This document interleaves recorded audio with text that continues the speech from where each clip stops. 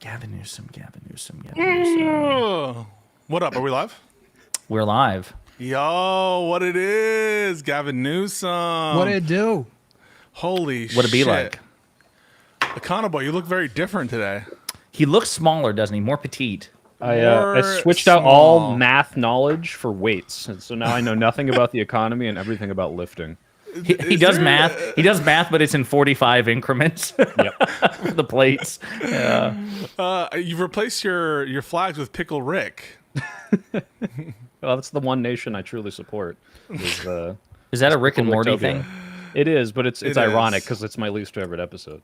Oh. You don't like Rick and Morty? I'm sorry, Pickle Rick? I hate Pickle Rick. I hate him with a passion. That was the worst episode of Rick and Morty until maybe one of the later seasons, I'm sure. Oh. Well, yeah. I love Pickle Rick. That's just me, though. I'll be honest with you. I've seen exactly one episode gonna work out.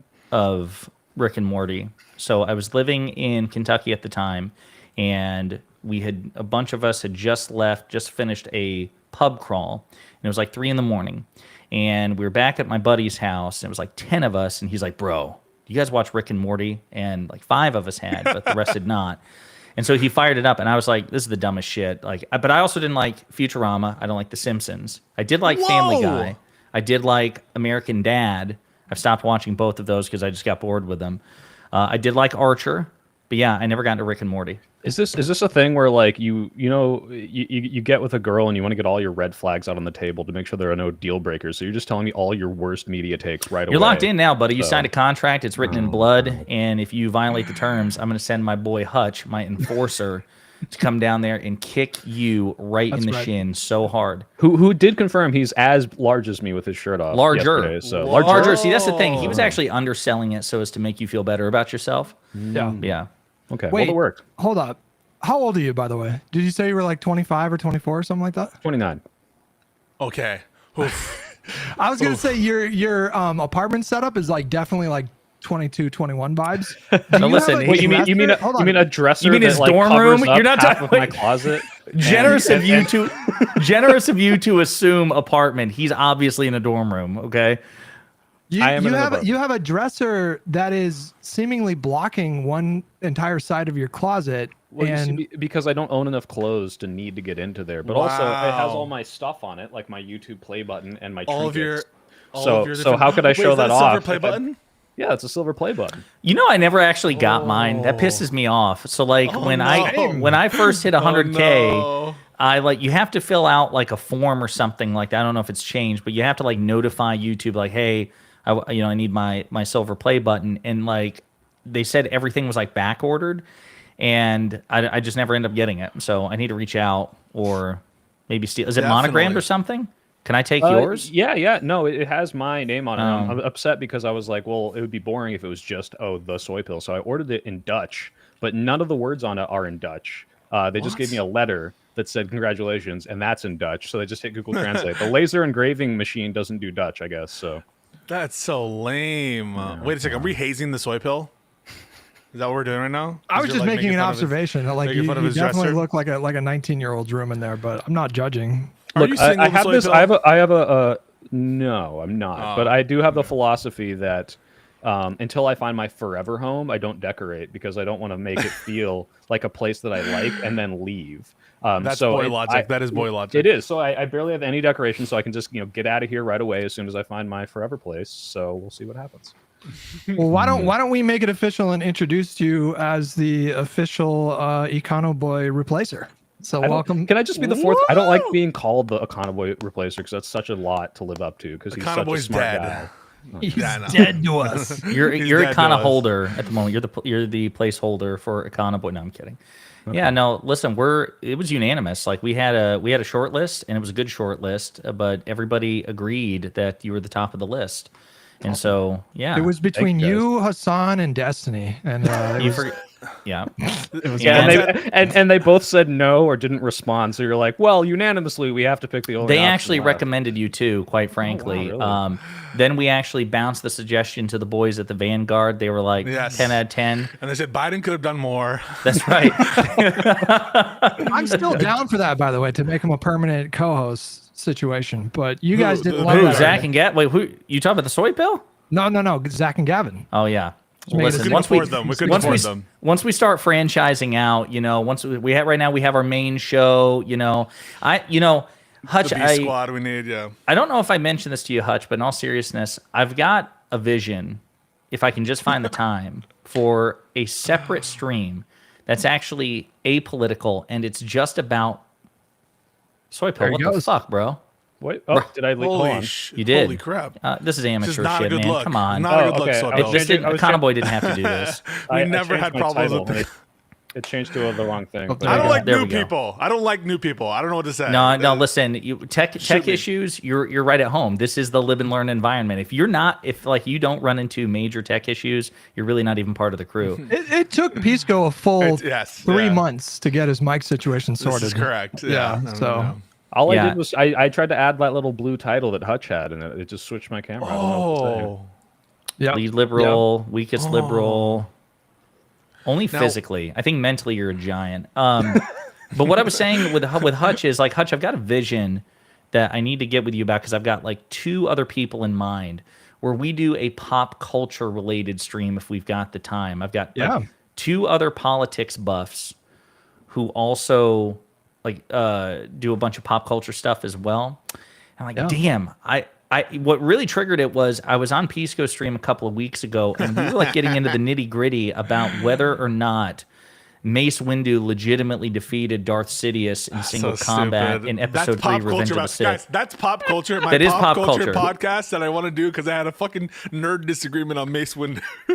What's wrong with that? I mean, 1 and 1 make 2. I mean, it seems perfectly That's natural. not a pop culture podcast. It's like a nerd podcast. I don't What know are you why talking? you got it. What are who talks Wait, about what is- pop what culture is other pop than culture? nerds? Yeah, really. What is pop Geeks. culture? No. Nerds are smart. Geeks are pop culture, but they're not smart. So you could be a Star Wars nerd, but an idiot. But a geek that's what a geek is. A nerd would be someone who can actually do the math behind the Star Trek sci-fi. There's a very clear distinction. Well, I got to say, I'm more of a Warzy than a Trekkie, but one of the guys I'm thinking of as a co-host is a Trekkie. But anyway, so we'll have to talk about that. But yeah, welcome the soy pill, the unanimous decision of the remaining live and learners. First things first. I mean, I was a holdout for a little bit, but I got there in the end. You guys made a convincing argument. It is Yeah. true. Hutch was, I got to say, Hutch did come around, but initially he was like, I don't know about that guy. I think it was he's propeller used to hat. It being was the buff propeller one. hat.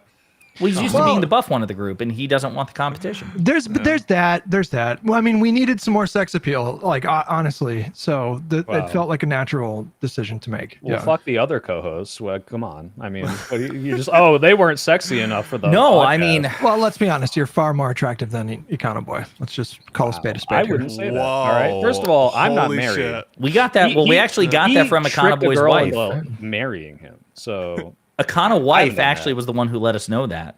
Wait, when? You know she's a soy pill fan? Oh shit! You guys are doing a bit. I thought. Yeah, no. So, I thought by the way, she Pisco actually just said woke that. up from a fucking nap, Hey, by the chill way. on that. Chill Yeah, on that. I feel like chill I'm on being that. blackmailed. All right, you're on the show now. Disparage our former co-host. Say that his wife wants you. Right now, we got to get it on camera live. He has no recourse. He has no internet presence. He anymore. abandoned He can just us. Go the fuck off, and he can't What's he do gonna shit do? about it. Yeah. Oh that's shit, he's exactly the texting point. me right now.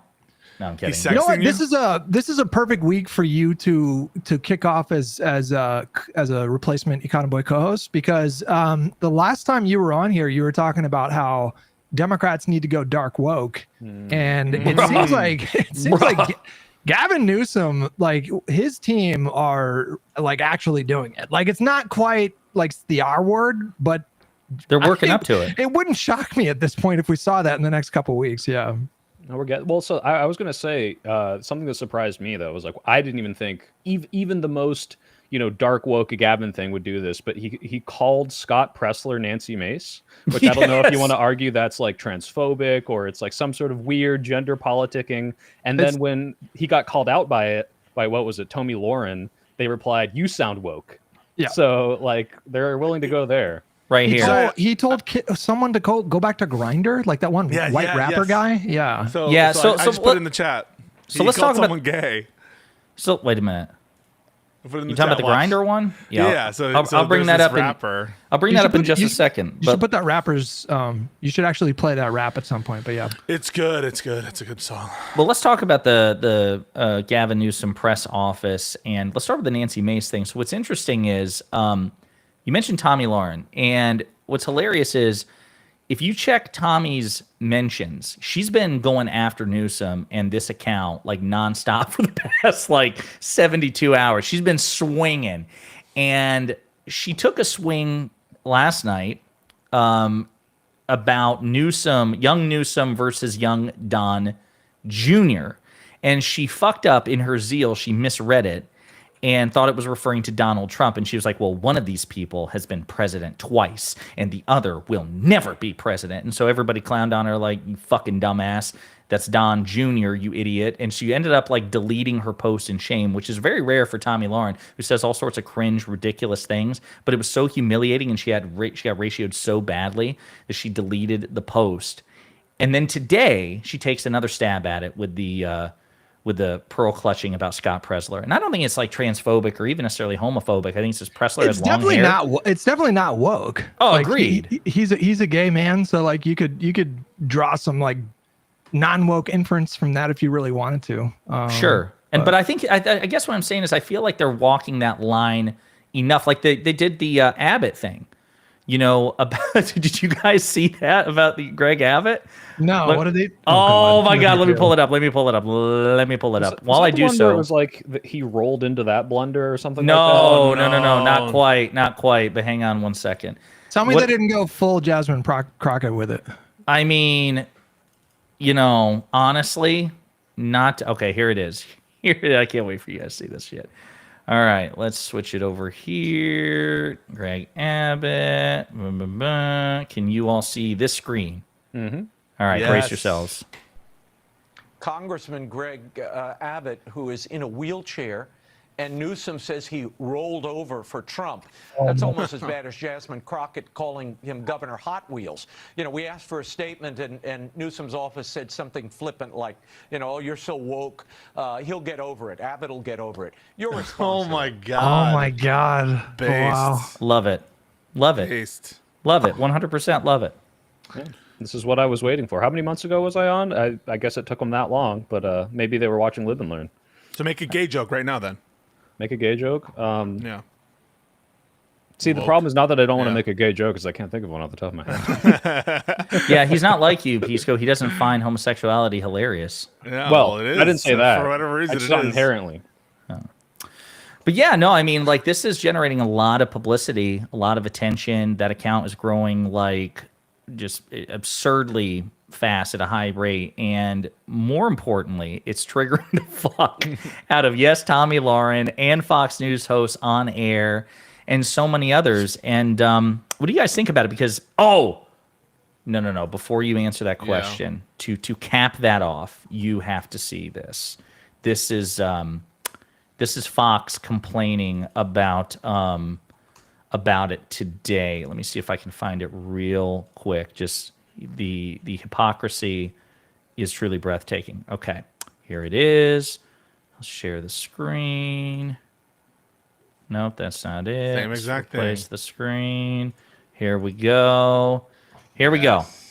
The other thing is, or at the debate, the other thing for me is that for the last week, Gavin Newsom, and why am I giving him advice? You have to stop it with the Twitter thing. I don't know where his wife is. If I were his wife, I would say, "What? You are making a fool of yourself. Stop it. Do not let your staff tweet. And if you're doing it yourself, put the phone away and start over. And if you he's got a big job as governor of California, but if he wants an even bigger job, he has to be a little bit more serious." What? Design's about to explode. It is pretty brilliant, like what they're doing, because I feel like they're doing what Destiny does, but just like not completely deranged, where you sort of bait out the insane hypocrisy in the replies and then call it out. Like that's what they're doing for every single one of these posts, and it's sort of a foolproof like plan. Like you can basically guarantee that people are going to be complete fucking hypocrites in the replies. Yeah, they have no leg to stand on. It's like, okay, you've been doing this for Wait, is that 10 an Abbott years. joke? Oh.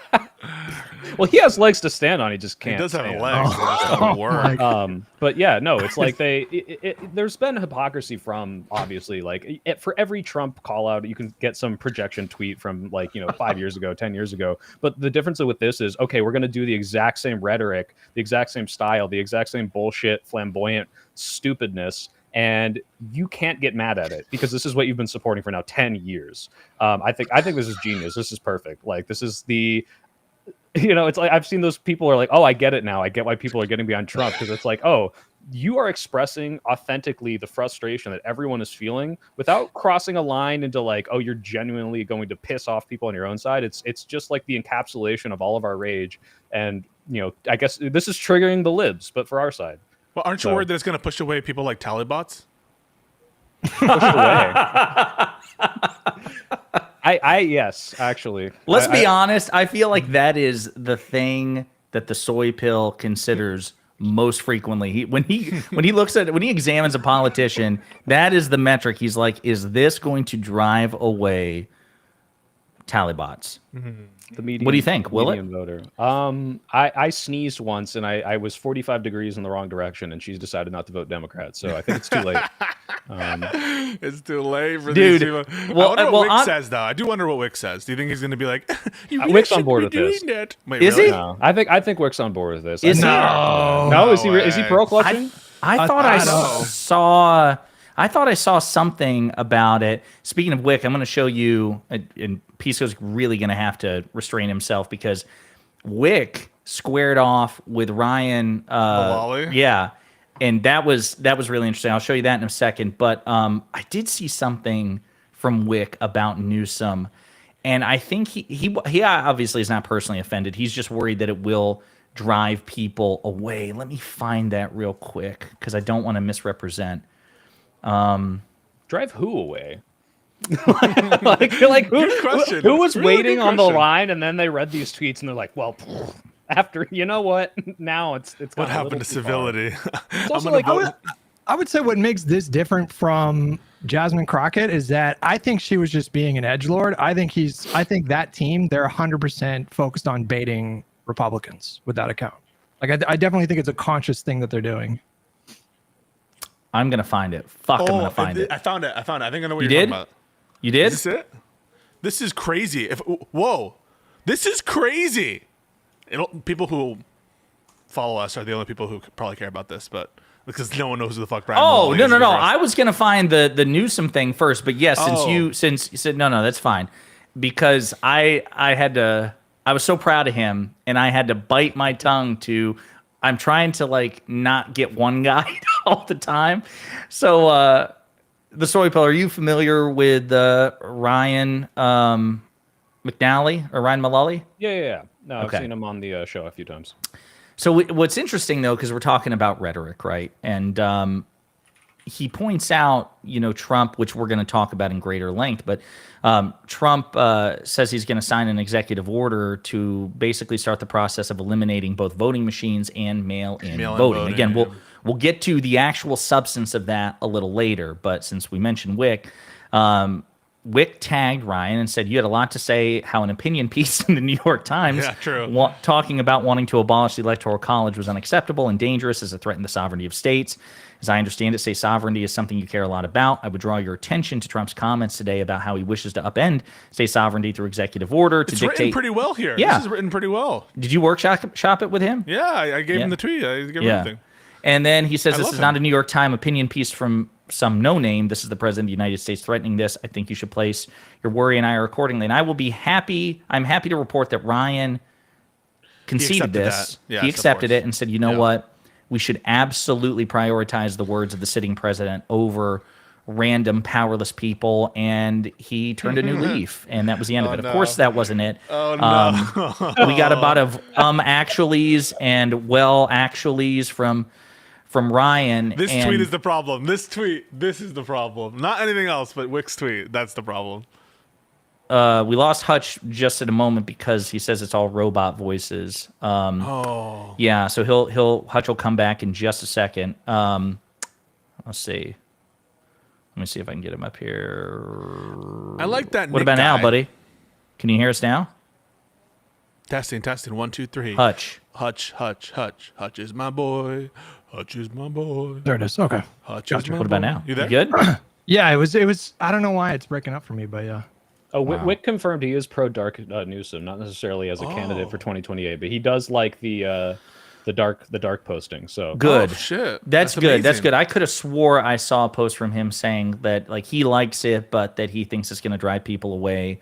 well, maybe. Yeah. So, well, no. I mean, listen. If he clarified, he clarified. I'm cool with that. But the what was after all this back and forth with Wick, I responded because he said, this is my favorite part. He goes, "You're the furthest right Democrat I regularly converse with, and the only one who's taken a principled rather than partisan stance on any of the issues we mutually care about. Oh my I would love to God. believe you. Basically, I would love to believe you, Wick, that you are the representative of the Democratic Party. But I'm just not seeing it. And here's my favorite part. As usual, though, if Trump actually oversteps, not just talks about it, I'll show up."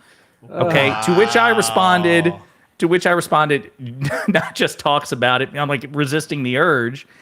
And he's like, "Did the EO drop or did I miss it? Or are you just proving my point?" And I'm like, "I'm not taking the bait. I'm just clarifying. You're up in arms about when a leftist rando just talks about things, but not when the most powerful person in the world just talks about things." And it's just stunning. I don't understand these people. Josiah, also, this is post, let's all remind ourselves, 5 years after the sitting president tried to like subvert the democratic process and steal an election. So it's like any like lawyer who is still defending this and like sees a person talking about like you posted earlier, like, oh, he just joked. He's just floating the idea of suspending elections during a war in 3 years. And it's like, this motherfucker tried to do it. Like, he tried to do this already. This isn't a joke. It doesn't matter anymore. Like, anything is on the table. So the fact that you're like, well, maybe, it's like, no, this is, you have no credibility in my book past that point. I looked it up though, and it's in the Ukrainian constitution that it calls for the elections to be suspended if there's martial law, but not in the United States. So there's no. I mean, Pisco, you can talk about this. We even had an election during the Civil War.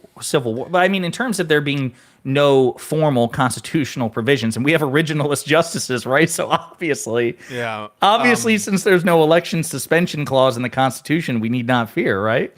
Yeah, at the time, Lincoln was actually very not super optimistic about his prospects of winning re-election in that context. And it wasn't really until General, oh my God, what's his name? William Tecumseh Sherman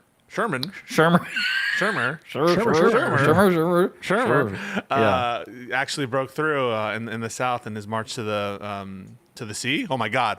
I used to have this fucking history memorized. Soypil, don't look at me. Yes, Shermer Mercer. Anyway, but yeah, no, we don't have a fucking election suspension clause. Although no elections did occur, or at least they weren't binding in the different states who were in rebellion. So maybe you could say there was a suspension of elections. What do you say about that, sir? Listen, I mean, my point was, even if there's no like formal suspension clause, I think we should absolutely be concerned about it because, and I laid out the reasons in a short video on Twitter, but you know, he has control of the military, domestic law enforcement agencies. His party controls both, obviously both chambers of Congress, and they control the body that decides what is or isn't constitutional in the first place. And I just don't, to Soypil's point, he's tried this shit before. He's tried unlawful means to remain in power, unlike anything we've ever seen before. And this was the thing that kind of set it off. So, you know, earlier this morning, he issues this like unhinged screed on Truth Social saying, okay, again, we're going to sign this executive order, get rid of mail-in voting and election voting machines. And because Vladimir Putin told him to, like, that's the other crazy thing. You know, Putin says, Vladimir Putin says that we should get rid of mail-in ballots. I won the 2020 election. And then it led to this in the Oval Office. Upon peace, God willing we get peace, are you open to holding an election in your country? Yes, of course. We are open for election, yes. We have to do safety circumstances. And a little bit, we need to work in the parliament because during the war you can't have elections, but we can do security. We need, we need a truth, yes, everywhere, in the battlefield, in the sky, in the sea, to make possible for people to do democratic, open, legal legal elections. So you say we're ready. during the war you can't have elections. So let me just say 3.5 years from now. So you mean if we happen to be in a war with somebody, no more elections? Oh, that's good. I wonder what. So fucking, I hate this guy.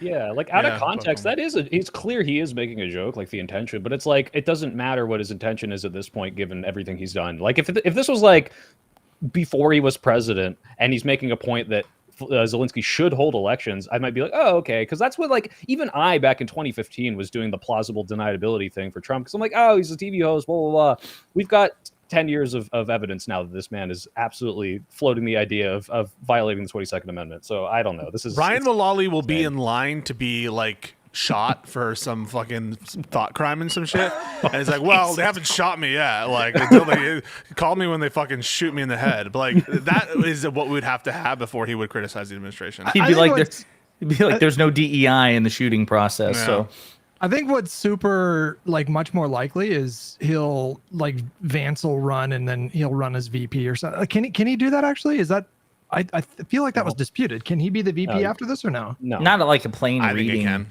You what? I think he can. You think he can? Yeah. Really? Yeah. So because other provisions of the Constitution, this is a hot take, but my liberal surrender hands up. But the Constitution makes a distinction between being elected to office and being eligible to the office.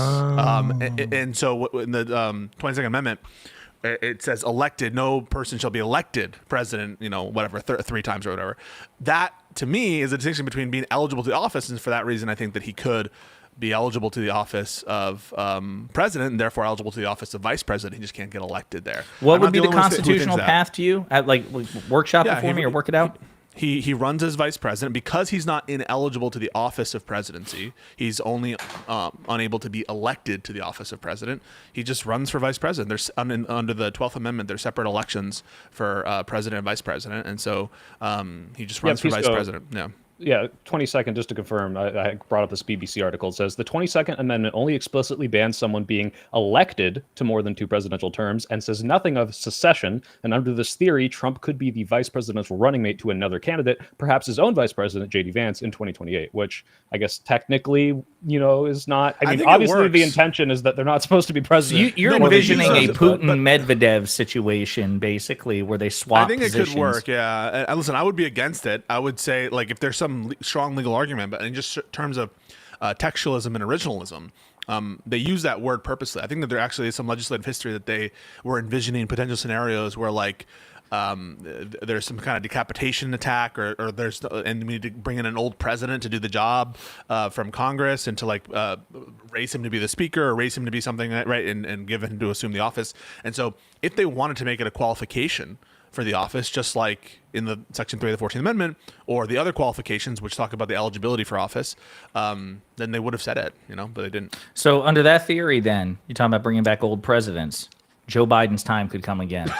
Well, he only had one term. He only That's had one right. term. I know he could do, but we both know he wouldn't get fucking elected. What I'm saying is, that they could bring him He's back. getting They chemo could, and Josiah's like, bring him back, bring him they back. could pull him off the bench, right? They could pull. Wick is speaking of Wick, he's a Biden truther.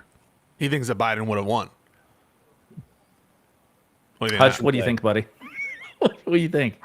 I mean, if Biden ran, it would have been like, are we going to win Virginia and Minnesota? Like, it would have been that bad. So I think the expression changes when it's Biden. When Biden shuffled, if Biden shuffled, could we have won those states? I don't know.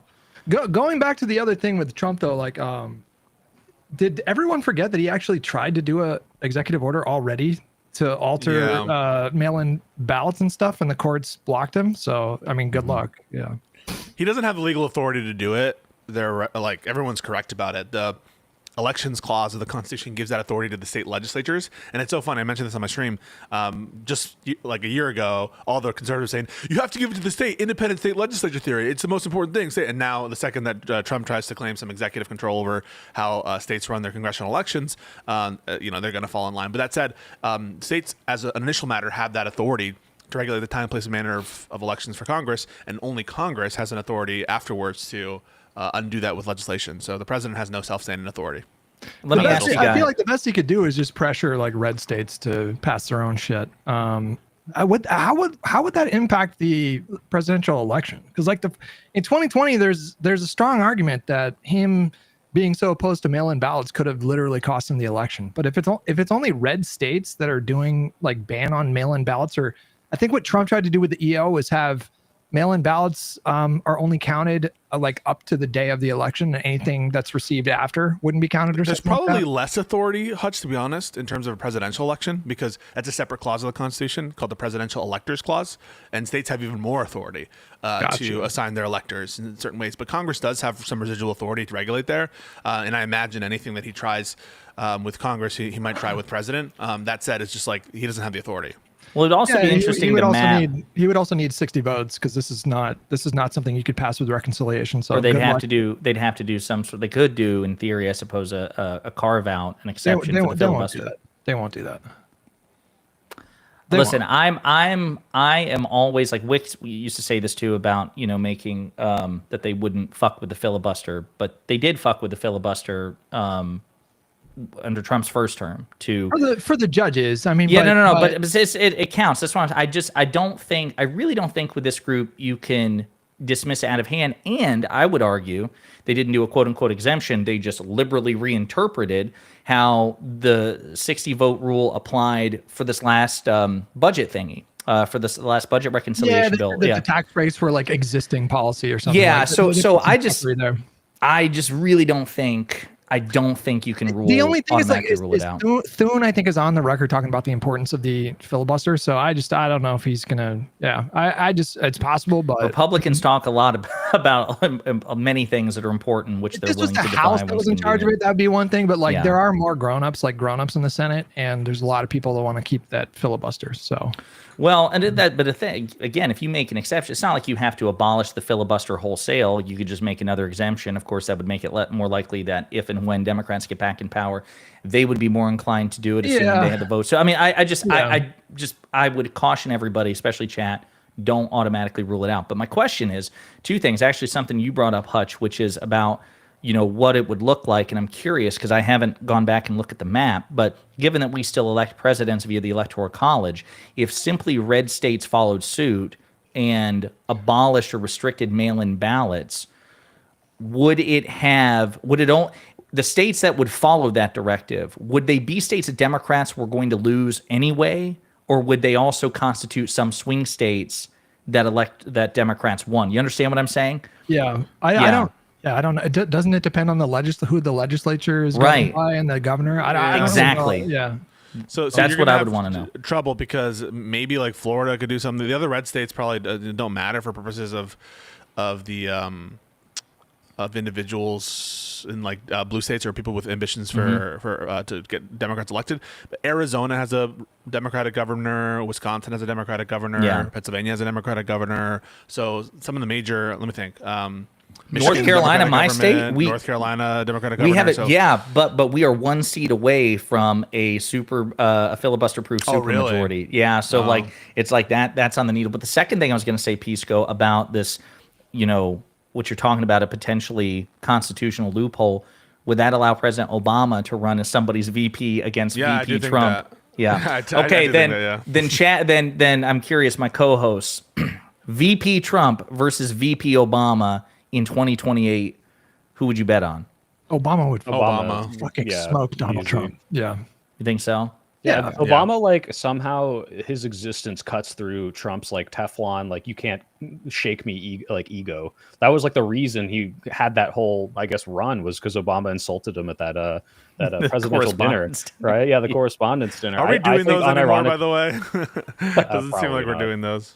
No, but I unironically think he would cut his natural charisma and decorum. I think cuts through the Trumpisms in my opinion. He's been the most popular Democrat for fucking 15 years. So he still has approval rating of 60%. So he is kind of defying political gravity these days.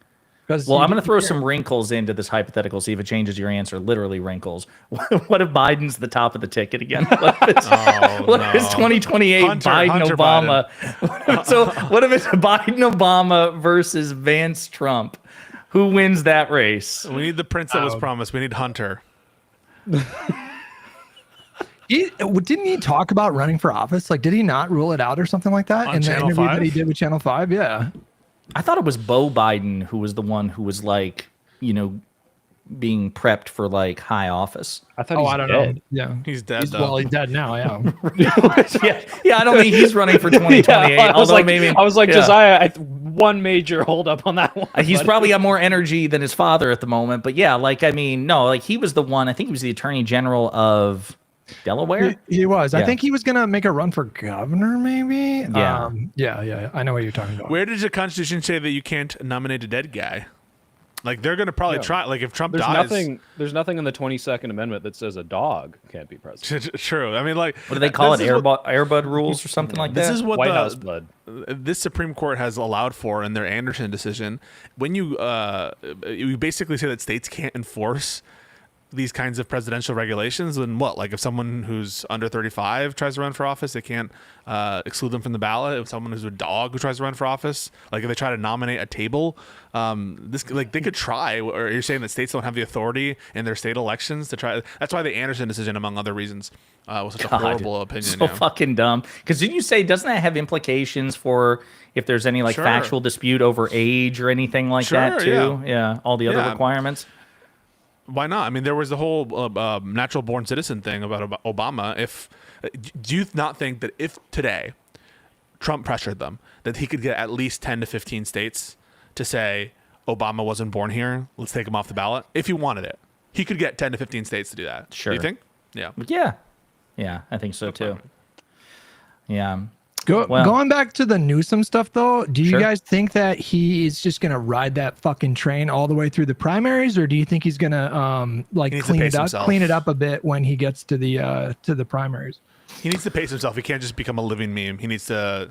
I think he's doing great right now, but I think that he should cut it back maybe 12 to 20%. I'm black-pilled on this. I don't know. This is my pessimism. I think in a month we're going to forget this happened. We're going to look back and be like, hey, remember that time where they had the right idea for about a week? And then what the fuck happened? Like, there's going to be some completely new thing a month from now, and it's just going to be completely forgotten. Newsom's going to have some big scandal, and he's going to have to like fall back into decorum to be like, oops, sorry about that time I cheated on my wife or whatever, or like, it's gone. I that's my black pill. I Did he hope cheat on his wife? He I did don't know. back in the day, yeah. I don't know. Did he cheat on his wife, or I think he fucked his campaign manager's wife like 20 years ago? Right, And there's a or something like that, press conference he did apologizing at a. He's just got to he's just got to be careful not to like run the meme into the ground. Like the all cap stuff, I think is still funny maybe for the next like week, but if he's still doing it a month from now, people, for sure. Well, here's the thing. It relies on the Republicans reacting to it. And it's the same with Trump. The reason Trump's been so successful is, one, because people like the way that he channels their rage at the Democrats and the establishment. But right now, Newsom is, as you said, triggering the right wing. And once they figure out, we just have a way to not deal with this, either by ignoring it or by just, countering it back so they don't look so upset about it, the energy is going to fall. It relies on that audience of triggeredness. I do think it's important. I do take your point. I agree that I don't think this will last forever, and I don't think that they have a way to really permanentize it at all, because like if you look at even the Epstein situation, right? So that was obviously, in terms of national headlines, that was the most penetrative scandal that Trump has had in the second term. And it's been a couple of weeks and people aren't talking about it nearly as much, mostly because there has been no major development. Now, my understanding is, speaking of Epstein, that today was the deadline that the DOJ was supposed to surrender the so-called Epstein files to the Republican-led House Oversight Committee, because Democrats were able to secure enough votes from the other side to issue a subpoena. And DOJ gave Comer the finger and said, you'll get it Friday. And I don't know, imagine what they'll get on Friday. But yeah, I think that this is we are in an environment, that's what makes Trump so dangerous this time around, even compared to the first time, is that our attention spans are so short, and the media and the public still have not found that sweet spot, Goldilocks way of, tracking all his scandals, that he can just appeal to our shitty attention span. I mean, like the one, I did a video about it, and I was actually frustrated. Well, the first time in a long time that I did a video, and when it didn't do well, I was pissed, because I'm like, this is a big fucking deal. The fact that the New Yorker did this investigative report, and they've estimated that Trump has made $3.4 billion off the presidency, and they're not counting like extant businesses he had prior to the presidency that have nothing to do with it. And it's like, that's a big fucking deal. I mean, they interview ethics experts and they do a forensic audit of all the like the crypto and the World Liberty Financial. This shit does not faze me anymore. It just doesn't faze me anymore. Yeah. Like the fact that stuff doesn't pick up steam and doesn't remain salient for, you know, more than a day or two or even like 30 minutes. I'm just so used to it by now. I guess I'm black-pilled too. Like I'm just completely used to Trump at this point. That's a problem. Like, no, and I even say that in that video and other videos that in a way, our desensitization is also part of the problem because we're the ones in the resistance, right? And if we don't give a fuck, or if we have to force ourselves to, Well, that's why I think Newsom's strategy is so good, is because I think part of the strategy is sort of jolting people out of that, I don't know, stasis, like out of that complacence. Like he reminds people like, oh yeah, it is fucking crazy that he tweets this way with like, you know, like full page long posts and these kinds of things. Yeah, that's what's so great about it, Hutch, is like, even though it is funny and ridiculous and pointing out correct things about how bad Trump is, it's obviously a joke. Like, this isn't how Newsom actually talks. He's not trying to make salient points this way. It is mockery of Trump, and it is a very good mockery. And I think at its heart, it is still trying to point out how absurd it is and waking people up to like, hey, yeah, this isn't normal. Can you imagine if a Democrat did that? And they're finally doing it like the right way, because you'll see these other people are trying to like play dirty a little bit, and they're getting closer. Like, you know, Joe Biden might be like, oh, shut up. And people like that. Oh, they called them weird. But it's like, no, you got to go a little further than that. You got to be like absolutely disparaging to these people. You don't have to like fall so far that you're, you know, using slurs against gay people and marginalized groups to call them out like they do. But you still have to play as dirty, if not at least like, you know, there's no, you know, disarmament thing. We're not like nuclear proliferation has already happened. All right. Like we can't de-escalate because they're not going to de-escalate. You got to fight fire with fire to an extent. And I think Newsom's the first one who really has his finger on the pulse there. Do you feel, because you did a debate, didn't you? And it was with Stephen and a couple of others. Was it with Kyla about Democratic rhetoric?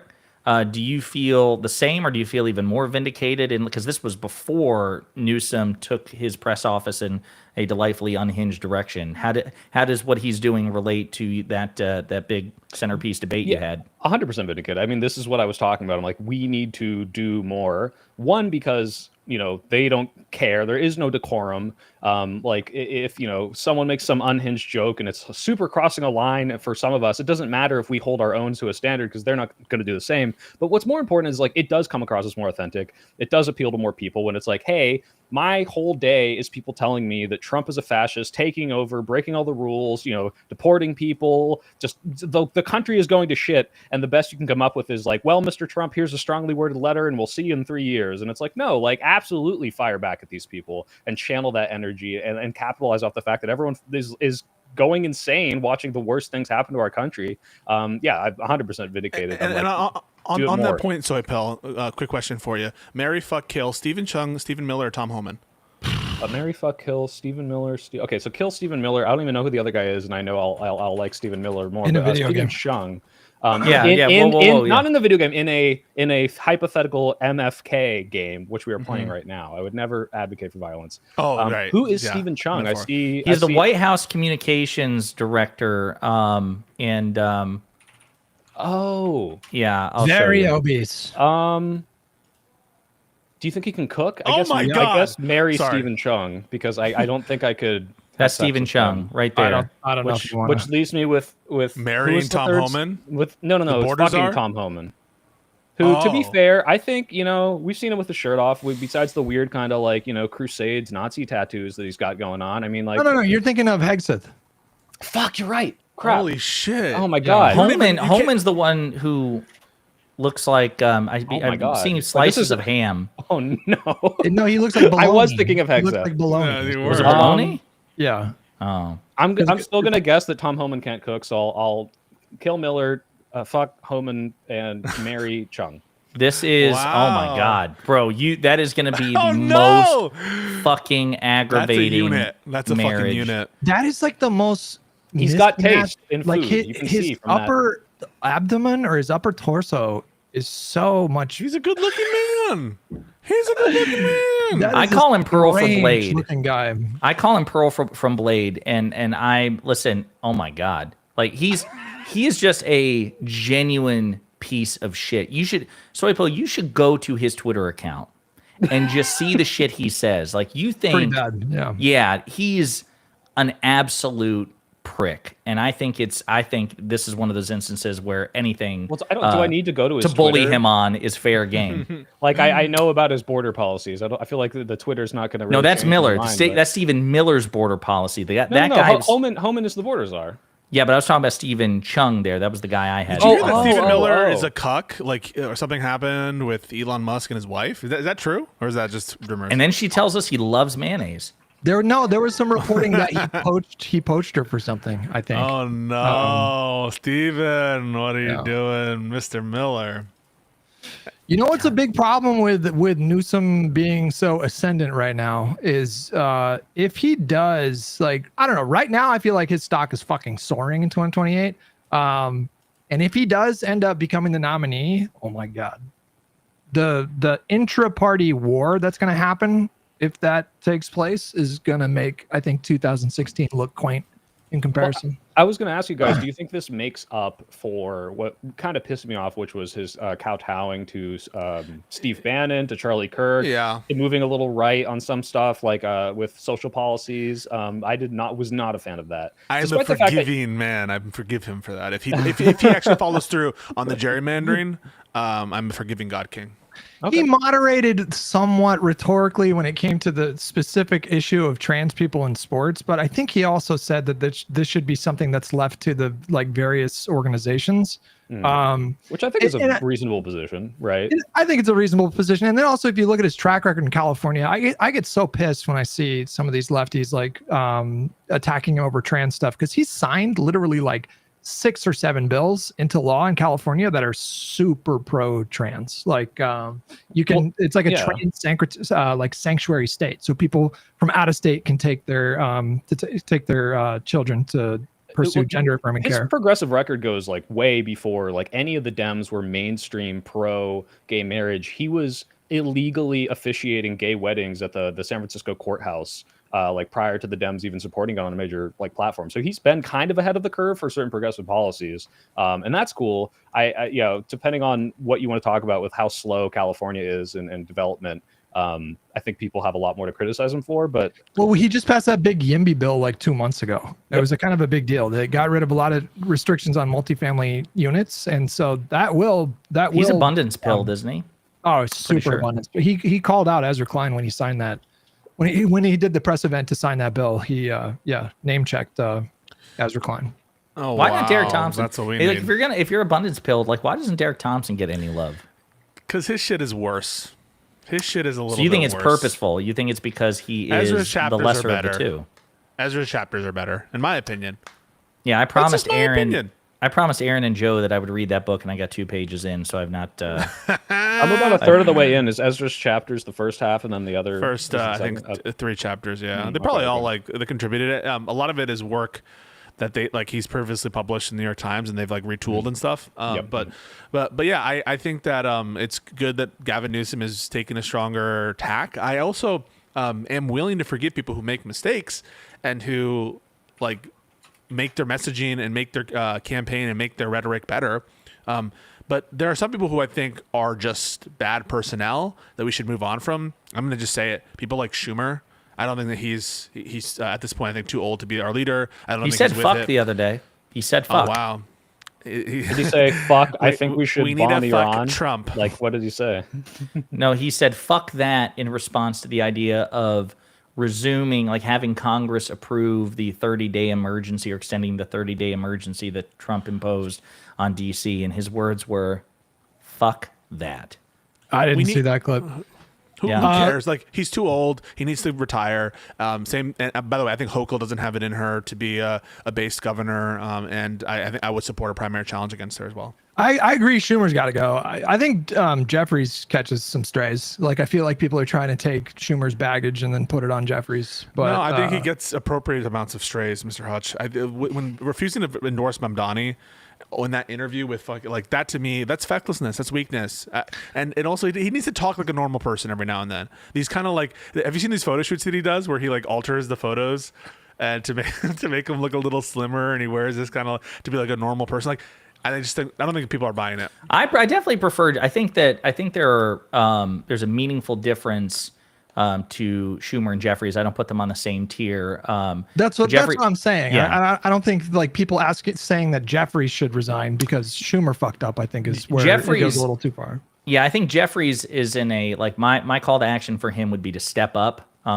Because like he did a I can't remember what it was. Was it the big beautiful bill where he did the closest thing to a House filibuster where he spoke for 7 hours? Like that was based, especially when there was no meaningful alternative to actually ending the legislation. He pulled whatever lever he happened to have at the time.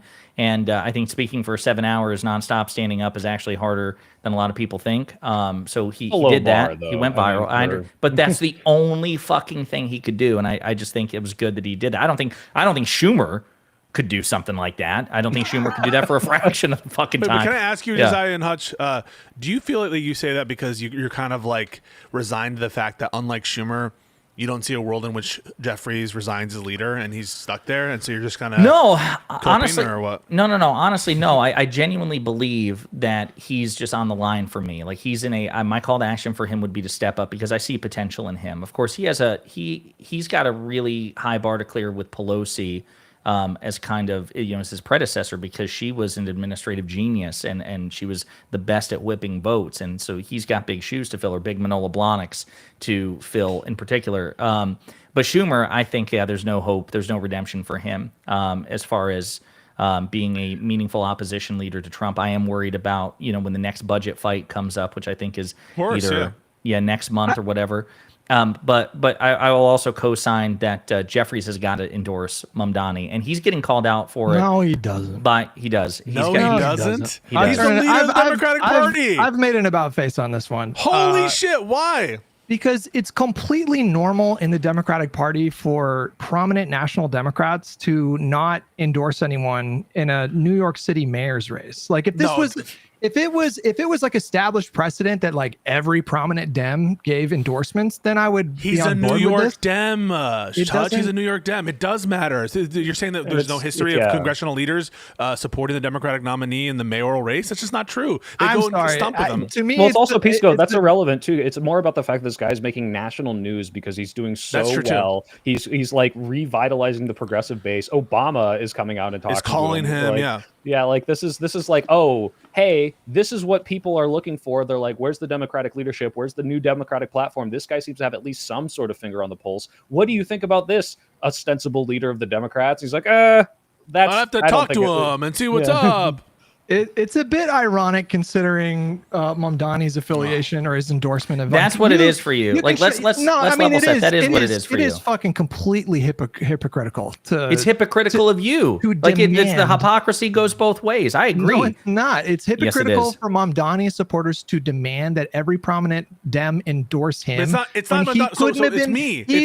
He couldn't be bothered to endorse the only person who could have spared us from fucking Donald Trump. It's me though. It's me. So yeah, you can say people are hypocritical. They are hypocritical. Let's not be a victim to that hypocrisy ourselves, and let's lead by example. And he's the nominee. If it were Bernie who won in 2020, and by the way, I voted for him in 2020, or like in 2024, the same shit. But like, why when the alternatives are a Republican, Curtis Sliwa, fucking corrupt Mayor Adams, and Cuomo, who's running a cynical as fuck campaign?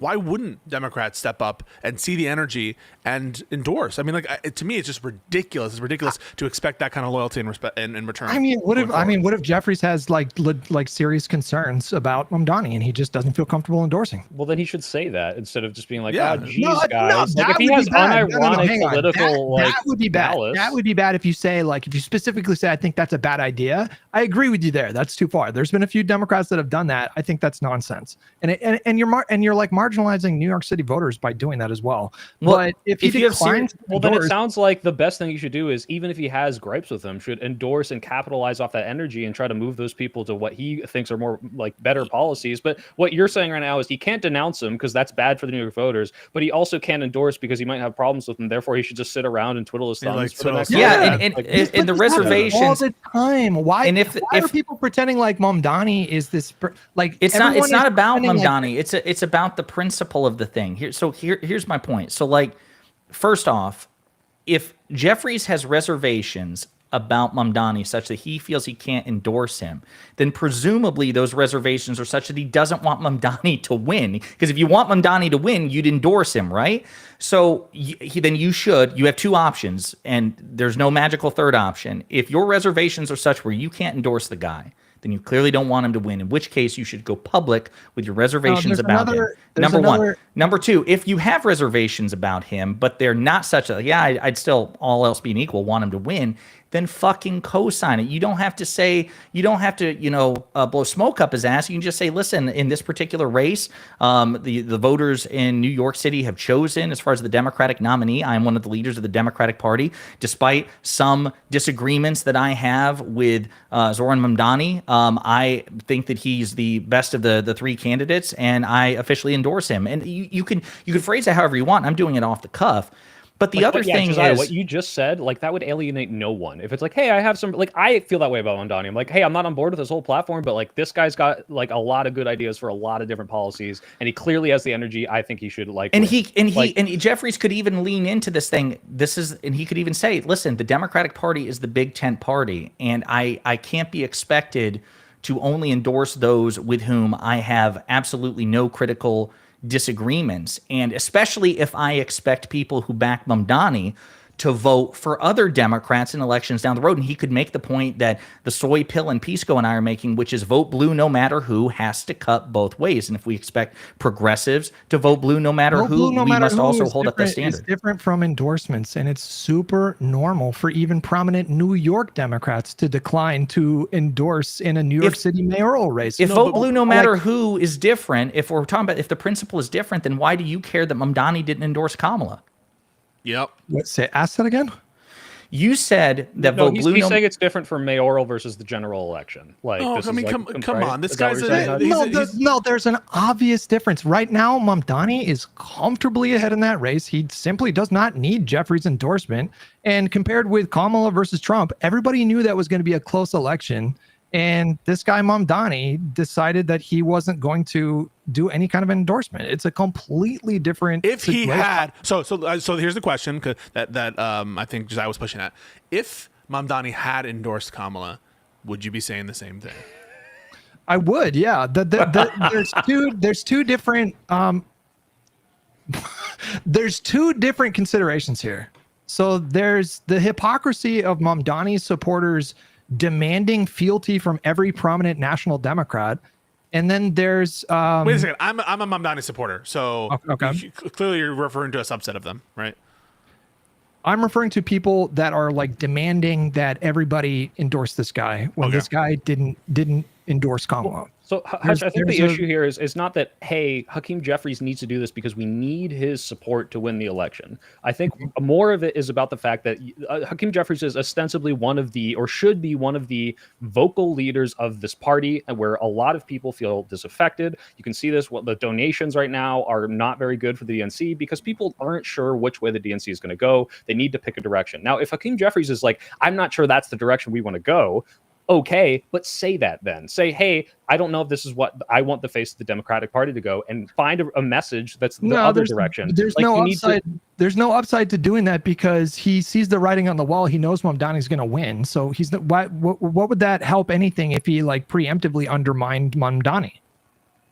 It's not about help. If he doesn't want him to win, why should he not say, hey, I don't want this kind of stuff to be the face of the Democratic Party? Because he knows he can't stop him from winning. Look at the numbers. He's like crushing right now. Like the So second. wait a minute.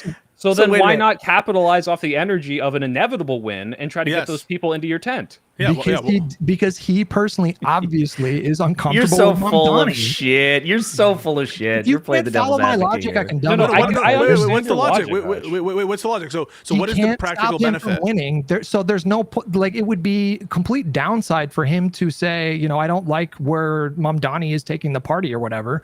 So like what would he personally gain from that? This is just about a calculation. The energy of like the entire youth of the Democratic Party who's behind Mamdani. It's like, oh, the leadership is endorsing the guy I really like. It looks like the Democrats are moving in a good direction. Maybe now I won't think the word Democrat is poison anymore. And we will have more he's credibility to obviously- prosecute the case that if you're an eligible voter and you're a progressives, if you're an Emma Vigeland or a Crystal Ball or whomever, that you, because the New York Democrats or the New Jersey Democrats, in the case of Cory Booker, who, yes, opined and endorsed on previous mayoral candidates. So when he says, I don't get involved in New York politics, go fuck yourself. That's not He's true. also declined a couple times as well. So- he hasn't done an endorsement every So time.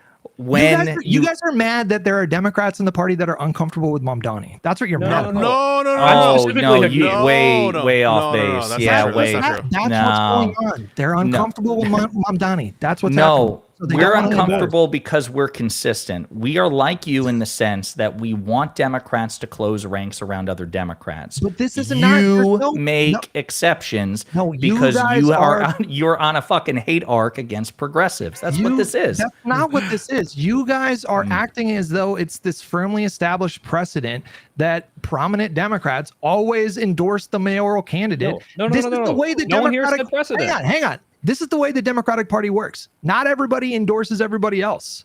It's a big tent. Some people are not comfortable endorsing, and you're over here saying that It's they should about just the do it current anyways. moment, Hutch. It's about, look, if all of these other people on board, or even someone who Obama is not even close to one-to-one with the Mamdani platform, and even he is on board and saying, hey, look, as the former leader, as the former voice of the Democrats, I think this guy has good energy and he's pushing the Democrats in a good direction. This is why I'm showing my support for him. Why can't not any other Democrat, if fucking some, middle of the road person like, oh my God, why can't I remember the guy who's no longer the one who, doesn't matter. If a centrist Democrat said, "Hey, Were you I gonna don't say like Manchin? Manchin," yes. If Manchin Yeah. was Yeah, like, "I don't nice. love all of these policies," I wouldn't be upset that he's not like he's obligated to endorse. It's like he doesn't agree with this platform, of course. But we're talking now about Hakeem Jeffries, who's the leader, right? It's like, hey, I see this energy. I see how this is. I want to capitalize off of this energy that is making the Democrats actually have a voice again. Like that. That's what we're looking for right now. But It's that's not that he's obviously- obligated to. If he but that- doesn't like him, he should say that. But that's obviously not his calculation. What's the I know- calculation? I know. What's the Because if benefit? He doesn't want to like capitalize. I know on you the think it energy. should be the soy pill, but it isn't. Have you thought about that? Okay, so He, you said he obviously is not comfortable with the direction that Mamdani might take the party. Like I think that everybody can understand that that's what's going on here. So it stands to reason that he wouldn't endorse him. Okay, so it stands to reason if you don't think that Kamala Harris is the right approach to the party that you should endorse her. Fair? Sure, go for it. No, that's different. No, Progressives are obligated to endorse moderates, but moderates are not Come on, obligated to we were endorse talking all this progressives. shit. We're talking all this shit in the context of the national election That because the only alternative became is relevant because of this election. Like the fact that he didn't endorse her, who gives a fuck? But like now that You now- give a now that fuck. I now care. That, now that I care. he's I think he running, should've. now that I'm he's running consistent. as mayor, and then you have like people acting like he's owed everyone's endorsements when he couldn't be bothered to do the most No. fucking The question is the straightforward following. The question is the endorsement following. ever. Would you have a problem if someone, a Democrat who is more focused on state politics, doesn't really have a stake as much in the national election, if they said something like, "I don't like the direction that the party is going into under Kamala Harris, and so I'm not going to endorse. I'll vote, but I'm not going to endorse." I just told you that's a specific I don't like the direct. I agree that rhetoric would be bad. If someone just if a Democratic politician just neutrally says like I want to sit this one out, I don't want to do an endorsement. This happens all the fucking time in the party. We This is had not problems. We had abnormal. problems with fucking Chappell Roan when she didn't endorse Kamala Harris. we Okay, had problems with. does this apply to every mayor's race with a population above like This 5 is million? different. Like, Come what are we on, doing? Hutch, The this is reason we're talking about it is because he's a nationwide famous figure with an unprecedented amount of momentum. This isn't like every single mayor race in every single city across And the it's New country. York City. It's the fucking center of financial and global. Like It's a big apple. It's a big apple. What are you talking Los about? Angeles? Walking here. When the next Los Angeles mayoral election comes along, are you going to be like demanding that everybody endorse her? No. the Democratic If it candidate, gets this yes. big, yeah. The Democratic candidate, 100% it would. If the options on offer were parallel in the California case, you better believe it that I'm going to call on California Democrats to close ranks and support the Democrat. That was our entire argument for Kamala. And Listen, that is not how this works. It just doesn't. Maybe I'm different because I like to work in the world as it is. I like to just like treat things as they are in the world and not I use facts, get hung and you up guys are on using like your these feelings. aspirational goals that you guys have for the party. But I'm telling I'm you, just foreseeing. I'm just foreseeing the conversations that we're gonna have in 2 years, and these clips are gonna be thrown back in my face. Like, hey, Josiah, they hey, didn't listen, support our guy. yeah, you want people to back your specific candidate, or you want them to back the Democrat here, here, and here. But what about your fucking co-host Hutch? What about your buddy Hutch? This is such a silly conflation of New York's mayor's race with the president of the United States, and you think these things are analogous? Bro, it could be a different position, and you'd be like, oh, so you expect them to endorse on a waning gibbous moon? I mean, like, come on, What about a federal office? Let's say it's a senator, or it's a governor, or that's not the same thing either. Yes. Why? So the New York mayoralty. Why is the senator's race different from a presidential race? No. They're different races. They have different implications, but it's not the presidency, right? So if all of a sudden, if Jeffries didn't endorse a Democratic candidate for House of Representatives, would you have a problem with that? Was it just because it's under his purview? Wait, ask the question again. Hold on. Okay, so if there were a Democratic nominee for House of Rep, it's one district in one state, and that guy's like a Mamdani type, and Hakeem Jeffries doesn't endorse. Let's say it's a very prominent and famous race in a district.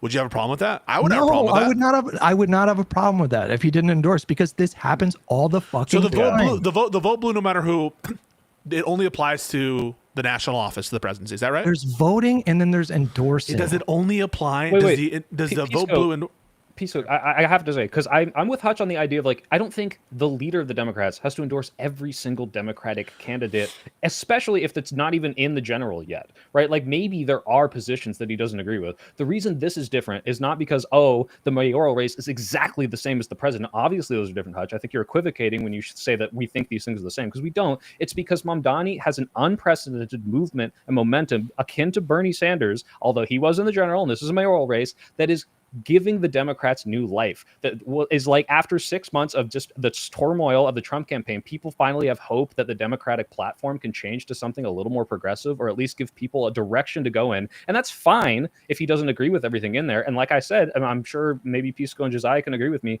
we're not 1-to-1, 100% like the same politics as Mamdani. We're not, no. What I am on board is a leader that is giving us hope that the leader of the Democrats should be like, hey, I need to capitalize on this movement, and not be like, I'm not sure about that. Because what that's doing is rejecting all of the energy and hope that the young vote is coming in. It's like, oh, well, if the Democrats won't even go with the person that is giving me the energy that I haven't felt in 4 years, then what the fuck are they going to do? That's what he needs to do. He needs to say, hey, I don't agree with everything this guy does, but I think this guy should win. I'm on board with the energy that he's providing to the Democratic Party. I endorse 100% of his fucking platform. I think a lot of people right now are extrapolating way too much from this New York City's mayor's race. So like, I think people are looking at Mamdani and they're treating him like he's this herald of like a political revolution within the Democratic Party in this country. Maybe that's what's going to happen. I'm not going to tell you for sure that's not going to happen, but people are treating it as though that is what's happening right now. When in reality, you have this young guy who was savvy, who was charismatic, who did run on like an economically populist platform, and people should take notes from his campaign, but he was running against two fucking scandal-plagued dinosaurs in the Democratic Party. And so if people are going to take this mayor's race and view that as a certainty that like AOC is going to win in 2028, I just think that's a bit foolish and sure, like you're putting the cart before the horse. Do you endorse Mamdani? Yeah, I would. Yeah. So, Hutch, you said that, right? Sorry. Yeah. So wouldn't it be good if you think it's good to endorse him? It would be a good thing if Jeffries endorsed him, right? To do what you did, right? Yeah, I think so. But I guess my point is like, I just don't have this expectation that the Democratic Party works this way, because it doesn't work this way.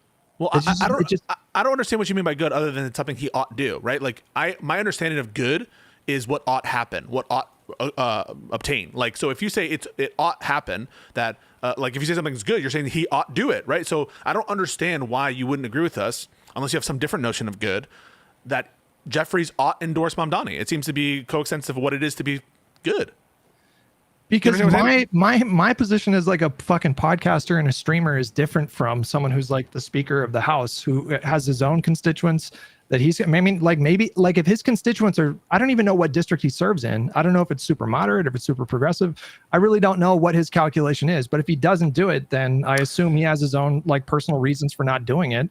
And it's just not that big of a deal to me. But he ought do it, right? You're saying he's gonna be fine. But you're saying he ought do it, right? Because you're saying it's good, and so you are saying, aren't you, that Jeffries ought do it because it would be good for him to do it. It's understandable that somebody else may make a different decision because they have a different. Whether or not it's understandable, or whether that's understandable or not, if you're by you saying it would be good for Jeffries to endorse, aren't you saying Jeffries ought do it? I'm to be honest with you, I'm indifferent. Okay, That's so you're where not I'm saying at it's with it. good. So wait, so it's not good to endorse him? I'm indifferent. I'm saying if he endorses or doesn't endorse, he has his own set of considerations to worry about. That's So removed from me, and it's not my call. And again, what's like the harm in doing what we said, which is not a full endorsement insofar as everything on the platform, but just saying, hey, I like where this is going. I like that you're giving energy to the movement, and I think this is going in a good spot. Ruben Gallego did it like yesterday or today. Yeah. He has a clip that's gone viral. He was asked about it. This is a guy, a senator out in Arizona. He's like, so what about, people not just in your party, like your fellow politicians not embracing Mamdani, but challenging him and pushing back. And Gallego, of all people, is like, it's fucking stupid. We're making the tent small. We need to make it big. He's where the momentum is. He's the Democratic nominee, and people certainly don't need to get in his way, and they should endorse him. And we need to get behind it. I'm paraphrasing here, but did Gallego say that everybody should endorse him? Is that what he said? I'll find the clip while we're doing that. I doubt that. No. He might be right. That's what I'm saying. I was paraphrasing. Let's just pull up the clip. Again, I agree that no one should be going out of their way to like signal to the country we shouldn't make any room for people like Mamdani in the party. I agree that's completely corrosive and bad. The difference is I just don't expect that every representative and senator, they have their own constituents to worry about. And if they we're talking about the vocal leader of the Dems, though. But final question, because we're going to keep going in circles. Yeah, for you, Hutch, and that is, if you said, okay, it looks like he's going to win, right? If he wasn't going to win, if it was like, hey, maybe Hakeem's Jeffries endorsement is the difference, do you think he is obligated? I think that would be a different consideration. Okay. I think that would be a different calculation. I would agree in that spot that he should probably endorse. I was going to ask you a similar hypothetical before we play this clip, which is if let's set aside whether or not Mamdani wins or loses based off Jeffries' endorsement, because I agree it seems almost certain that he'll win regardless.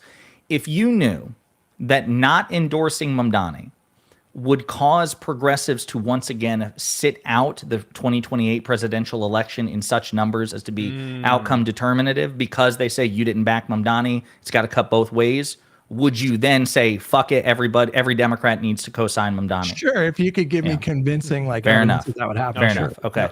So let's take a look at this clip and then we'll close the loop on it. Final question before I let you go and let you get out of here. What about Mamdani in the New York mayor's race? What is he? Does he have a message that you think it could resonate with folks? I mean, he's talking about cost of living. He's talking about freezing rent. He's talking about open government-run grocery stores. But it seems like the center left of the party is like attacking him. Yeah, I don't know why they're attacking him. I think it's stupid. When maybe we're not in 100% agreement, right? But he has some ideas that are clearly, attracting people. It's okay to say, I disagree with this, this, and this, but I agree with that. But the idea that we're just going to throw out people that are really bringing in new ideas to the fold, exciting people just because they're slightly to the right or to the left of us, I think is dumb. The problem with Democrats is that we have been shrinking our tent as much as possible to the point where there's not many people left. And that happens on the left side of our party, and also happens on the right side of the party. And we can't do that. That's not how we win, and that's not how we put a winning coalition together. Final question. So he's not demanding that people endorse there, to be clear. He's just saying don't like shit talk him and say he's not welcome in the party. Let me say one final thing, and then you guys can decide if you want to respond. But I think what's going on with Mamdani, it's almost like a proxy fight, I think. because I think the progressives right now are really Can you gearing clarify up, real like- quick about do you agree with everything Gallego said here? Yeah, And- absolutely he agree just with did, that. yeah. Yeah, 100%. Okay, just yeah. want to make sure. Okay. 100% I agree with that. But I think the progressives in this country are treating the Mamdani thing like a proxy fight, in that they're really gearing up to try to do like a big takeover in 2026 and 2028. They're, Israel is one of the things that they're using to make like do like a lightning rod issue. Like anybody who doesn't pass that test, they're gearing up to go to war with. And I think they're upset that by some people not endorsing, it's almost like they're signaling that they're like, I think they want complete capitulation from like people that they view to be the establishment or centrist or moderates or whatever. And the fact that some people are not endorsing, I think that's what makes people upset, because he's fucking crushing the closest competition in that race by like 25 points. It's virtually. Well, it's not what's guaranteed upsetting me, Hutch. I mean, it could be your assessment. Maybe you'll know more than me on the lefties, is that this is kind of angst at a failure or a perceived failure to take over the whole party. I don't know. You might be right about that, but that's not why I'm upset. I'm upset because I don't think you are. Yeah. I'm upset because, one, it's my city, and so I do care about it. And two, I think it shows a kind of fecklessness that the Republicans wouldn't demonstrate when we need to close ranks to be in opposition against Trump. The notion that like we could be sitting out an election when it's clearly lesser of two evils under any metric for Democrats should be Mamdani, that offends me. And I do see a parallel, even though it has a different character of the office, mayoral election versus the presidency. I agree with you there. But like Soypil said, like this is now a national conversation about this. It's kind of different than just like some random mayor in some random place. This is the center of the world, center of financial global capitalism. And so in this context, I think it's very disappointing, and it's a part of a pattern too. If this was just the one thing, but it's kind of a pattern of weakness, of fecklessness. Fucking Jeffries is going to Silicon Valley to go and like cozy up to the tech oligarchs and shit and tech billionaires. Jeffries is being weak in other ways as well, and the Democrats generally. So like I just am super disappointed in some members of our coalition for their statements, and that doesn't come from a place of the wanting to see the leftists do a complete takeover of our party. Okay. All right. So, with what time we have left, we talked about Trump versus elections. We talked about Dark Gavin. We talked about Hutch being wrong on Mamdani. Now, the other thing I want to ask you is about the Putin summit. What do you guys think about that? Did that go the way you expected? Was it surprising to you? Hutch, you probably cover more foreign affairs than the rest of us. What do you think? I don't know. No, nothing about it surprised. I mean, obviously Putin was never going to give an inch. And so I don't know. I didn't really pay a lot of attention to the coverage of that. I saw some negative coverage, even on like Fox News. I think they ran a segment that was like really scathing. Where's the deal? Yeah. I mean, was I like Romo. Did she say something? Was it her? No. I think it was some blonde correspondent. Jackie Heinrich. She was there in almost at Helsinki in Alaska, and she was in the room. And she was just like, "This looked bad. Trump got steamrolled." Yeah. And there was also some reporting today that I wasn't on Twitter a bunch today, but there was some reporting that there was like AIDS in the room that were like shocked. I think Caroline Levitt. There was a reporting that she was like kind of rattled by what she saw in the Putin exchange. I think it's just obvious that Putin plays this guy every fucking time they're on camera together. It's pretty wild. I mean, like there's just I don't know if MAGA was deluding themselves into thinking that Trump was going to negotiate some kind of like actual land swap, but I don't know anyone who thought that. Yeah. Anyways, I don't know. It's obvious what a land swap looked like, because it's like this started off with the Ukraine and as a sovereign country, and then Russia took a bunch of land. Like what does Russia give back? Like what does that even mean? The rest of the country that they don't have. Like that's what I read about it. That the concession was, listen, right, if you give us a quarter of your sovereign territory, we won't take the other 3/4. That's our concession. They're not going to give up a single inch of territory that they've taken over. And I think some people on MAGA, like in MAGA land, was deluding themselves into thinking. And so now they're shifting the goalpost. And I don't know. Trump was he was definitely more diplomatic today. He was very self-aggrandizing in that stupid fucking meeting that he did. And claimed credit for like ending 6 wars or whatever he did. Total full of shit, by the way. Like, right. Yeah. And then also I did like hearing from European leaders who were definitely stronger on this issue than our fucking president is. But I don't know. I have no idea what's going to happen with this. The cope I've been seeing, like there are these Fox reporters like John Roberts, who again I say is like giving real stiff competition to Chief Justice John Roberts in the lamest John Roberts contest. Yeah. He's like, everybody's saying that Trump's Alaska trip was a disaster, but look at this. And he's got a picture of Trump meeting with European leaders. I'm like, he's the fucking president of the United States. If he wants to meet with the fucking chancellor of Germany, yes, he can snap his fingers and make like, ooh, congratulations. You know, like, I hate these people. It's very my favorite moment of the whole thing was when Putin said, "You're right, Trump. You're right. This never would have happened if you were president." Like, yeah, get wrecked, Pisco. Get wrecked, Hutch. What about that? And I, by the way, I anticipate whenever we do like the debates, when MAGA wants to debate again in the next election cycle, they'll be like, "Look, even Putin agrees that Trump was right. That if Trump were president, we wouldn't have that war." Can we just do this Socratically? I'm curious. I'm gonna role play the MAGA guy for a minute. Like, okay, Pisco, Hutch, Soy Pill. You guys, talk shit about Donald Trump, but you have Vladimir Putin himself confirming that if Trump had been president in 2020, he would not have invaded Ukraine. Yeah, he's lying. He's lying, dude. He's lying. But he didn't invade. He didn't invade the first time. Yeah. Well, that's because he was always at. Oh, yeah. I can see. This is the kind of argument shit that we'll go through, and it's.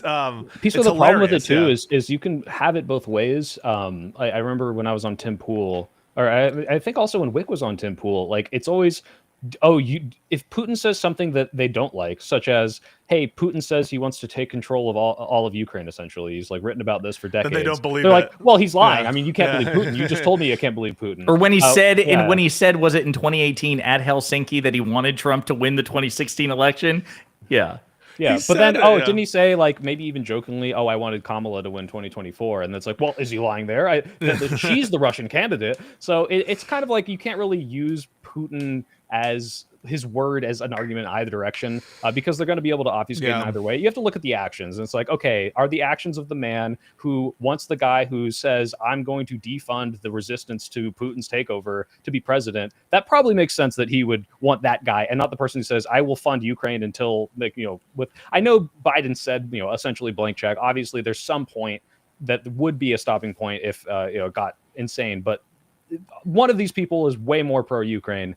There's a reason he's saying this. There's a reason he's cozying up to Trump and the mail-in ballots are probably the reason you almost lost in 2020 or whatever. Like, it's all just feeding his ego because he can't give him a Qatari jet. So every time Putin and Trump share some kind of a format together, it's just so fucking embarrassing as an American, because it's so obvious. Like what makes Donald Trump, I think, especially dangerous is that he's both he's both a fragile narcissist and a fucking moron.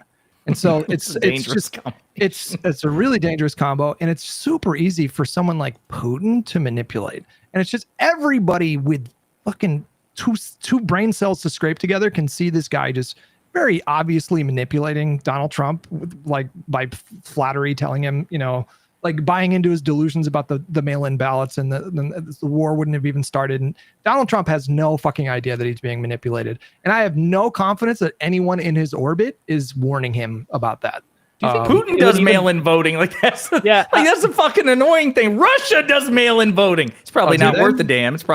That is probably rigged as fuck. But I was gonna say, if you brought up rigged elections to Trump, could you break through the shell? Do you think he knows all the stories of the rigged elections, but he says Putin, he said I should have gotten 110% of the vote. Actually, frankly, I should have been getting way more. You gotta do that. You gotta do the hands. That's awesome. Yeah. And they're taking. I saw them. They're in the little room. They're taking the ballots and they're putting them in the box. They're doing this, and it's fine. It's totally fine. He wins so much. I think Trump demands that kind of flattery from his underlings, but then when it's someone that he considers to be more powerful than him, which I do think he thinks that way about Putin. I don't think he looks down on Putin. Then I think he's just completely oblivious to the obvious attempts to manipulate him. Counterpoint: Piers Morgan, Hutch and Pisco and Soy Pill fucking deal with this shit. Great to see such positive body language between Donald Trump and Vladimir Zelensky at the Oval Office today. No, but this is Zelensky manipulating Trump. Like, he knows how bad the last one went, and so he showed up. Wore a suit. He's wearing a little suit. He's like, Zelensky, I think, did a good job of like advocating for his country. Like that's a bit of a sacrifice. You have to sort of like demean yourself a little bit, but like. But no, I think he did the right thing there. So you know what he should have said? He should have also said, you know what? I think you did win the 2020 election. You should get rid of mail. Like he's probably. We have the emails that show it. We have the emails. Yeah. We haven't talked about Hunter Biden and Burisma. Do you still want that investigation into Hunter Biden and Burisma? We can make that happen. Oh, Zelensky should say that. What did you guys think of the MAGA talking point of like, oh, he showed Putin's who's boss. He flew a B-52 bomber or like a stealth bomber over. Like, what? These guys will clap at anything. It's like a fucking baby with keys. Yeah, it's like Putin knows they have bombers, and it's not like he was gonna like, like drop this bomb on both of us. I'll kill us right now. Like, what the fuck did you? What was that? Like, what did you think that would do? Like, I think on the contrary, something Putin did that was a little bit more of like a tough guy thing was when he was talking with Merkel. And he brought that dog in the room, knowing that she has like a phobia of dogs. Like that was actually like a kind of a fucked up big dick move. Little mind game, yeah. Yeah, but like, oh, hey, look at this bomber. Like, I don't know what's gonna happen. I don't know who's gonna die. Can I will tell you, because I forgot about that moment, but the one that still sticks out to me where I was like, oh, he is a comic book villain brought to life. Putin is when. Do you guys remember when Chris Wallace from Fox News landed that interview, that marquee interview with Putin in like 2018? Yeah. And Wallace, like, at one point was like, why do so many people who oppose you wind up dead? Like that was one of the standout moments. But another moment is Wallace is trying to wrap up the interview because he was told that they have a time frame. And so he starts to ask a question. He's like, and Mr. President, I understand that, you probably don't have the time for this. And Putin says, don't worry about time. I control time here. And I was just like, that's a fucking Bond villain line. You know what I mean? Like, I have the time stone. It is mine. I am the time stone. It reminds me of South Park when we have Saddam Hussein. He's like, relax, buddy. Like, look over here. Just take a seat.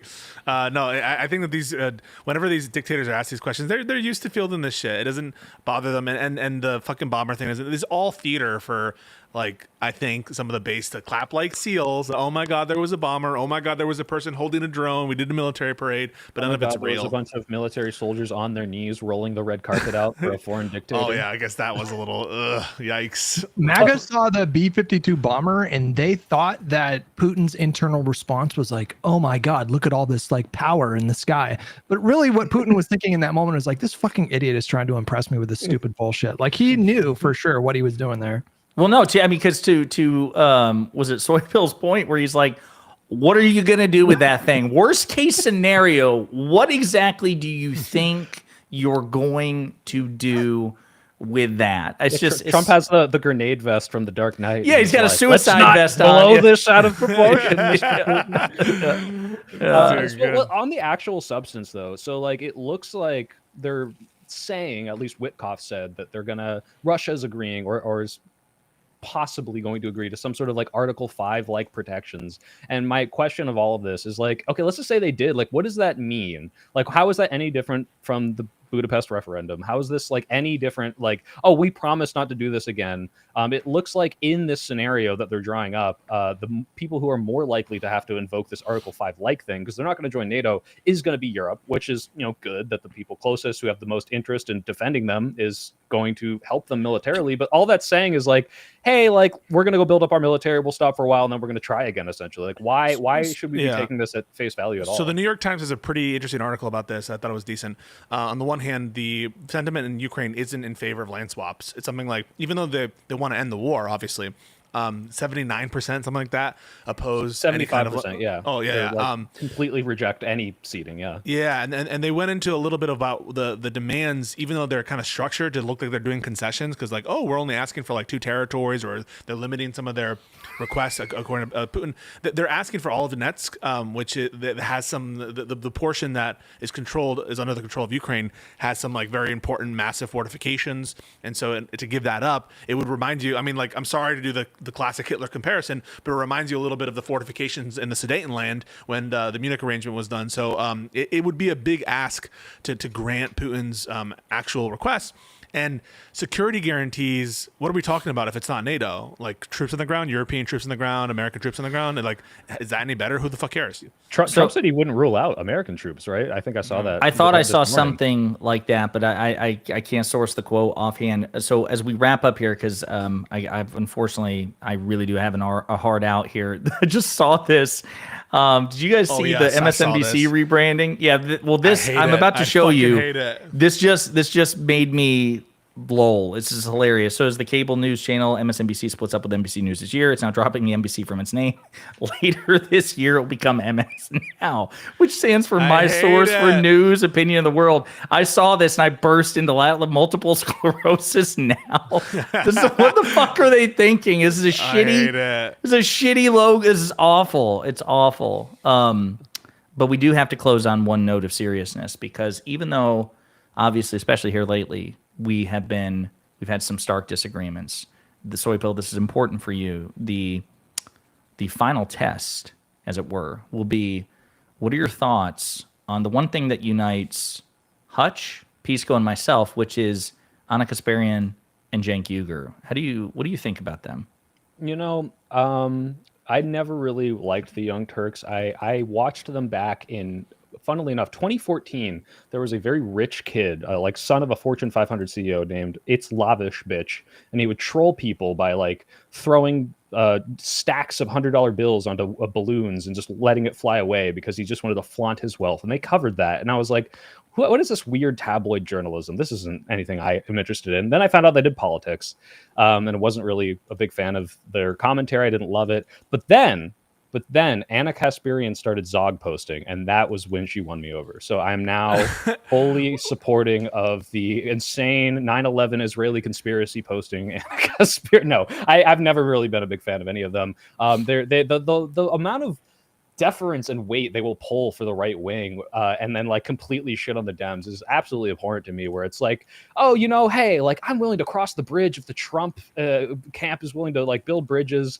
And it's like, you know, I see the Pisco posts all the time where it's like, hey, Cenk, like this is what they're fucking doing. Are you going to denounce this? Is this the bridge? And it's like, no, actually today I want to shit on Democrats. It's like, fuck them. Okay, buddy. Like, this is ridiculous.